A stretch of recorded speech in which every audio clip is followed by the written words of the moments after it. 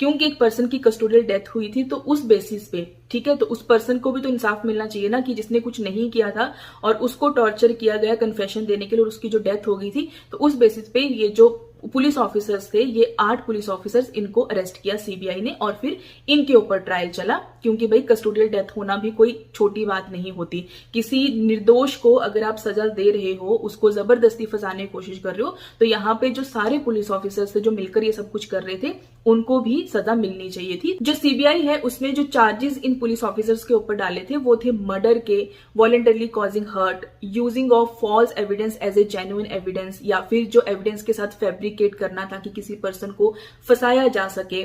Criminal conspiracy, wrongful confinement. तो इस तरह के क्रिमिनल चार्जेस जो हमारे आईपीसी में बताए गए हैं, ये सारे चार्जेस उन पुलिस ऑफिसर्स के ऊपर डले थे क्योंकि उनकी कस्टडी में किसी निर्दोष की जो है वो जान गई थी उनके टॉर्चर की वजह से। इसके बाद दोनों ही मैटर्स में ट्रायल्स चलता है। एक तो लड़की का जो रेप मर्डर केस हुआ था जिसमें कि वुड कटर को अरेस्ट किया था, और दूसरा जहां पे कस्टोडियल डेथ हुई थी, जो सूरज नाम का लड़का था जो कि नेपाल ओरिजिन का था और जो कि टॉर्चर की वजह से जिसकी डेथ हुई, तो इस पूरी टीम को जो है वो अरेस्ट किया गया था। अभी दोनों ही ट्रायल चलते हैं। तो जो लड़की का जो रेप मर्डर केस हुआ था उसमें तो 11 अप्रैल 2021 में जो है सजा सुना दी गई थी वुड कटर को, लाइफ इंप्रिजनमेंट। लेकिन ये जो दूसरा केस चल रहा था पुलिस ऑफिसर्स की टीम के ऊपर, इनको अभी हाल ही में जनवरी 2025 में इनको दोषी करार दिया गया और उसके बाद इनको लाइफ इंप्रिजनमेंट सुनाई गई और साथ में 1-1 लाख जो है वो इनको फाइन देने के लिए भी बोला गया।